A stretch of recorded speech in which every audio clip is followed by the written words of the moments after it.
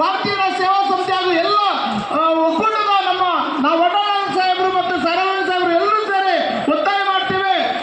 ಏನು 22ಕ್ಕೆ ಸಂಪೂರ್ಣವಾಗಿ ನಾವು ಇಡೀ ರಾಜ್ಯದಲ್ಲಿ ಎಲ್ಲ ಜಿಲ್ಲೆಗಳಲ್ಲಿ ಬಂದ್ ಮಾಡೋದಕ್ಕೆ ನಾವು ಸಿದ್ಧರಾಗಿರ್ತೇವೆ. ಒಳ್ಳೆಯದಾಗಲಿ. ಜೈ ಕರ್ನಾಟಕ, ಜೈ ಭುವನೇಶ್ವರಿ. ಈಗ ಕೊನೆಯದಾಗಿ ನಮ್ಮ ನಾಯಕರು ಮಾತಾಡ್ತಾರೆ. ಯಾರಾದರೂ ಗೊಂದಲ ಮಾಡೋರು ನಮ್ಮ ನಾಯಕರು ಮಾತಾಡ್ತಾರೆ. ಮಾತಾಡಿದ್ರೆ ಜಿಲ್ಲಾಡಳಿತ ಮತ್ತು ಮಂಜುನಾಥ್ ಅವರು ನೀವು ಮಾತಾಡಿದ್ರಿ. ಮಂಜುನಾಥ್ ನೀವು ಕಿತ್ತೂರು ರಾಣಿ ಚೆನ್ನಮ್ಮ ಪಾದಗಳಿಗೆ ನಮಸ್ಕಾರ ಮಾಡ್ತಾ ಇವತ್ತು ಬೆಳಗಾವಿ ಚಲೋ ಮಾಡ್ತಾ ಇರೋ ಉದ್ದೇಶ ನಿಮ್ಮೆಲ್ಲರಿಗೂ ಗೊತ್ತಿದೆ.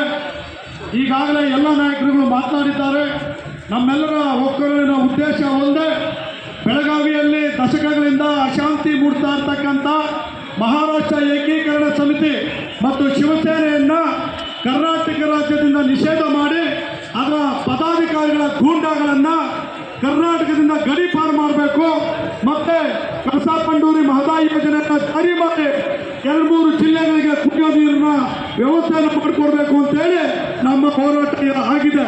ಈ ನಿಟ್ಟಿನಲ್ಲಿ ಇವತ್ತು ಗಂಡು ಮೆಟ್ಟಿನ ನಾಡು ಬೆಳಗಾವಿ, ಇವತ್ತು ಕಿತ್ತೂರಾಣಿ ಚೆನ್ನಮ್ಮ ಮತ್ತೆ ಬೆಳವಾಡಿ ಮಲ್ಲಮ್ಮ, ಸಂಗೊಳ್ಳಿ ರಾಯಣ್ಣ ಹುಟ್ಟಿರ್ತಕ್ಕಂಥ ಈ ಗಂಡು ಭೂಮಿಯಲ್ಲಿ ಈ ನಾಡಿನ ಅಶಾಂತಿಯನ್ನು ಕದಡೋದಕ್ಕೆ ಬಂದಿರತಕ್ಕಂತಹ ಒಂದಷ್ಟು ಮರಾಠಿ ಪುಂಡರನ್ನ ಕರ್ನಾಟಕದಿಂದ ಆಚೆ ಹೊಡೆದು ಓಡಿಸಬೇಕಾಗಿದೆ.